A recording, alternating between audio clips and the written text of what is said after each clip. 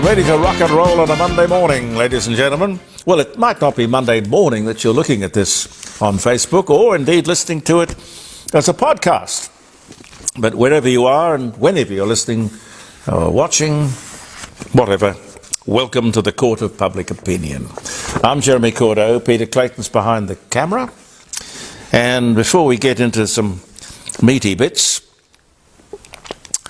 some birthday things. Happy birthday if you're having a birthday, wedding anniversary, day of celebration. May it be a good one. July 3. July 3, John Logie Baird demonstrates the first colour television transmission in London in 1928. Can you believe that? 1928. Golly, golly, golly.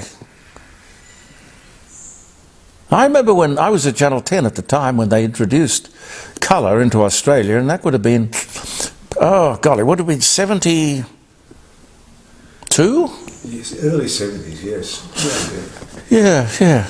And they used to sort of, whoever was around the place, sit him or her down, and they'd do sort of colour checks and play around with colour cameras.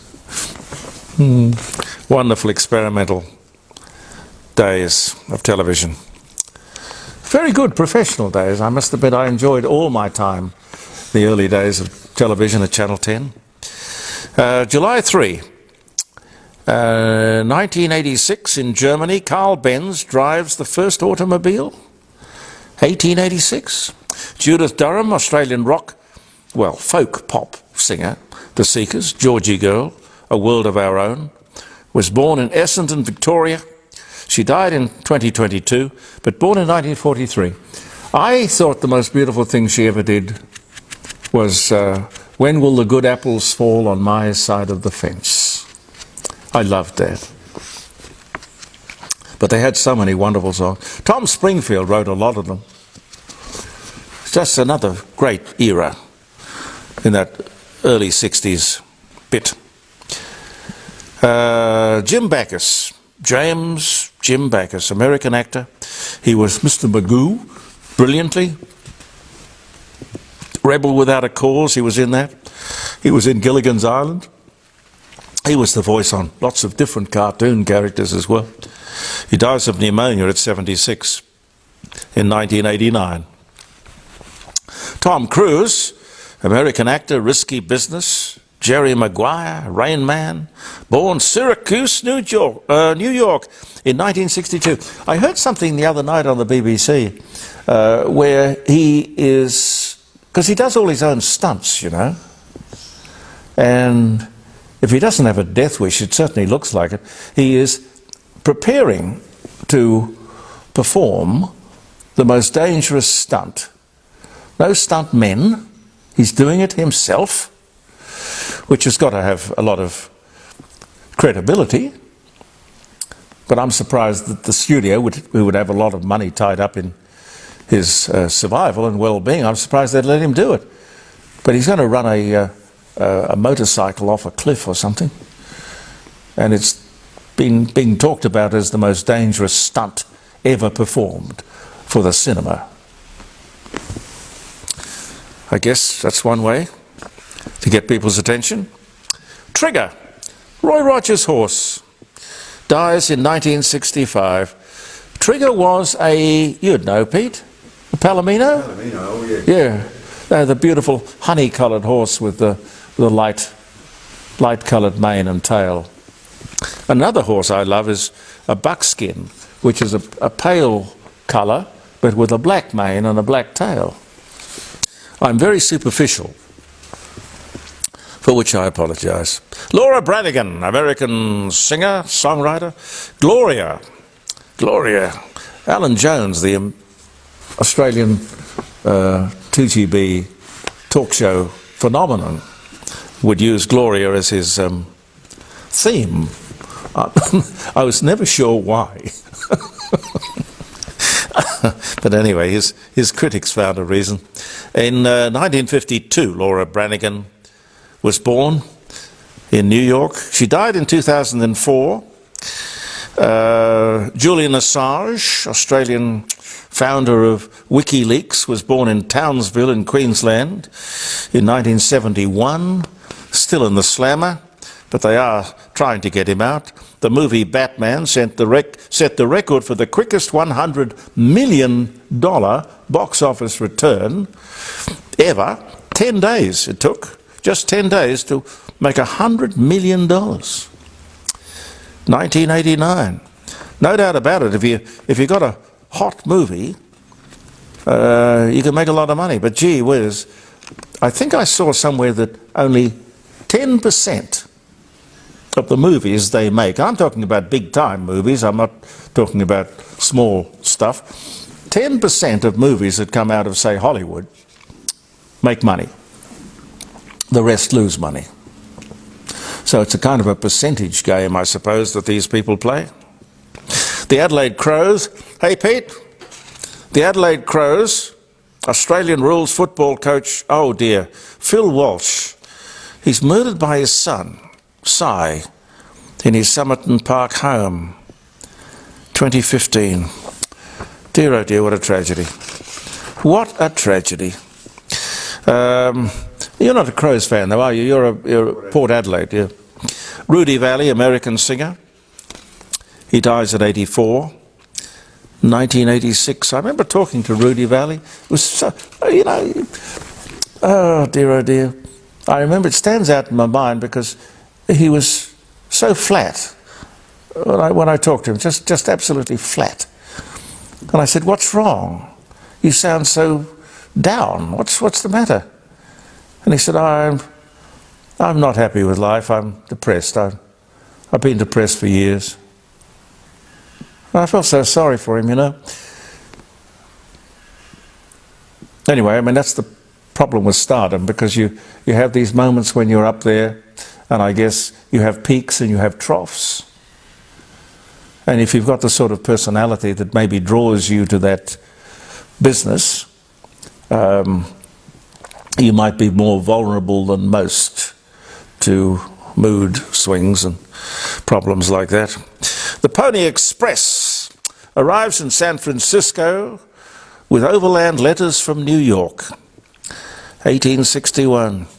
Through rain and hail and sleet and Indians and illness, God knows what, these kids on horses would ride from way station to way station, pick up a new horse, and away they'd go again.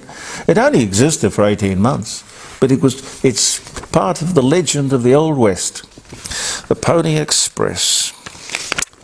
Golly. Some of the things, ladies and gentlemen, for which we remember the day. We were talking about Australian made the other day. Just why, I don't remember exactly the story, but why Australian made pork, for example, only contains 2 to 20%.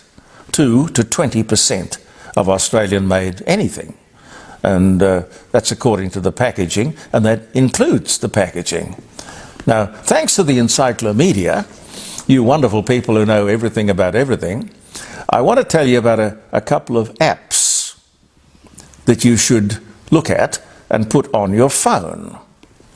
Now, one of them, and it's very easy to do, I'll reach over with my broken ribs and get my phone. It's very easy to do. Even the Luddite that I am, I can do it. Now, one of them is called Better Buy Australian, and that's what it looks like. That's what you get when you press the button for the Better Buy Australian app. And if you just hit the Read About button, it says, for too long, there's been a focus on Australian-made products with less emphasis on Australian-owned products. Purchasing Australian-made products doesn't guarantee that the profits generated from the purchase stay in Australia, nor does it mean that taxes on those profits flow back into the Australian economy. Anyway, it goes on to give you a very good outline of what they do. It's a little scanning device, and it works from your camera. on your smartphone. So whatever the product is that you're buying, it could be a cleaning product, it could be a thing of bacon, breakfast food, coffee, anything. You just hold your camera up to it, and this little thing on your screen goes up and down, reads the barcode on the item, and then tells you who owns the company, where it was made, where the money goes. It's very, very clever, and it was an Adelaide guy who put that together. So go to the App Store and get that, because in the supermarket you can amuse yourself having a little look. Well, it's going to be like, you know, trying to find the impossible dream, isn't it? Because you won't find terribly many truly Australian-made products. But it's best that we know about it, because at that particular point we can get angry about it. And then shortly after that we can do something about that. That's the Better Buy Australian app. Then there's another one which is called Send, Snap, Solve. If I go back in here to Send, Snap and Solve, that's what it looks like. And this one, if you come across anything, a crime scene, you come across a graffitied wall, somebody has, well, basically broken the law.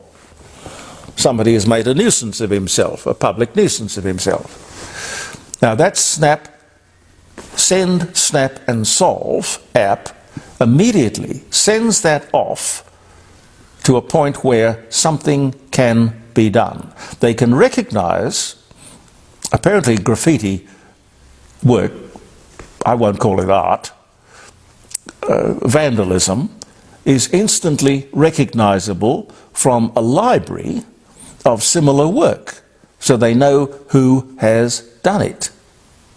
Anyway, those two apps, I really thoroughly commend them to you. The smartphone is indeed, ladies and gentlemen, very smart. Very, very smart. There's a 50% chance, you know, that Australia is going to head into a recession. Certainly the economy is slowing down, there's no denying that. So too is inflation, and that's good, as we talked about the other day. I think it was Thursday or Friday. Let's hope that it's not too little too late. But having said that, what the government is obsessed with is not what it should be obsessed with. And I think quite reasonably we can be critical of the emphasis that they're placing on this voice. Not only the emphasis, but the time. Waste of political capital and political energy and public money. They're now saying that the all-up cost for the referendum, by the way, is going to be $400 million. $400 million. That includes the mail-outs and the advertising. But it is a ridiculous amount of money, isn't it? When even now, at this stage, with the polls, they know it's lost. But if you must have it, if you must, just add it to the next federal election. It could be far cheaper. We have to have the next general election. So while you're in the booth, answer a couple of extra questions. Why not? There's the voice thing. And by the way, while you're there, how about a yes or a no for cheap electricity?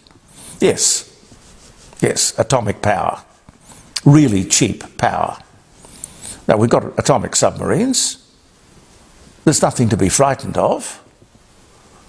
Atomic power, which would, of course, flow through, the cheap electricity, I mean, to every aspect of life. Everything we use, everywhere we go, everything we buy, we're just simply using our natural resource, uranium. And don't say you're worried about having an atomic reactor about the place. Lucas Heights, in the southern suburbs of Sydney, has been there for 50 years. without incident. It is an atomic reactor. That's simple. You know, in India, I heard this the other night too, in India there is a Muslim and Islamic minority. And for years they've been treated differently, at their request, mind you, under the Constitution. Different arrangements for various things, including marriage. And it's based on religious grounds. The government has now decided, and they haven't gone out and sought approval from anyone, they've just decided that this is discriminatory. All people, they say, will be treated the same, regardless of religion or caste, and that is very good. It is very good. It is democracy, and that is one hell of a big democracy. You can't have people being treated differently. Can you imagine if the Muslims in India decided that they wanted to have a voice to advise the Parliament of India? I tell you what, they'd get pretty short shrift. The largest democracy in the world certainly has a better handle on things, perhaps, than we do. Julie Collins, if I can take one more moment of your time. Julie Collins is the Federal Housing Minister. I saw her on the Insiders, and she came across very well, very good on her feet. But through it all, when it comes to the housing shortage, and there's no denying that there's a problem, the government and the Greens are more interested in playing politics than they are in helping people. Their job is to help people. They would have to,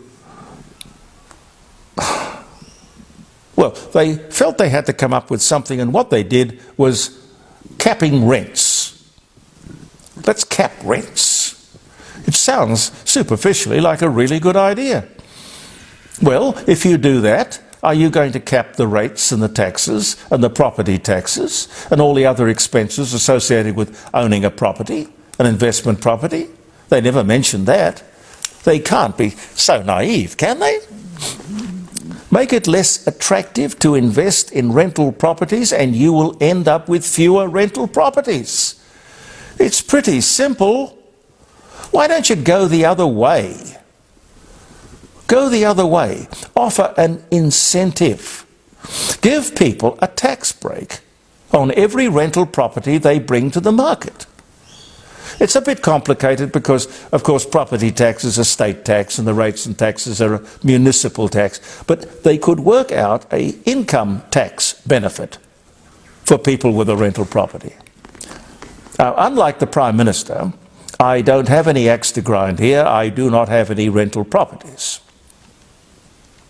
But I'm sure with a bit of lateral thinking, a lot can be done to provide more housing where it's needed. Ladies and gentlemen, thank you for viewing the Court of Public Opinion or listening to us as a podcast, wherever you are. I'm Jeremy Cordo. Peter Clayton and I will be back tomorrow. Believe in yourself, and goodbye for now.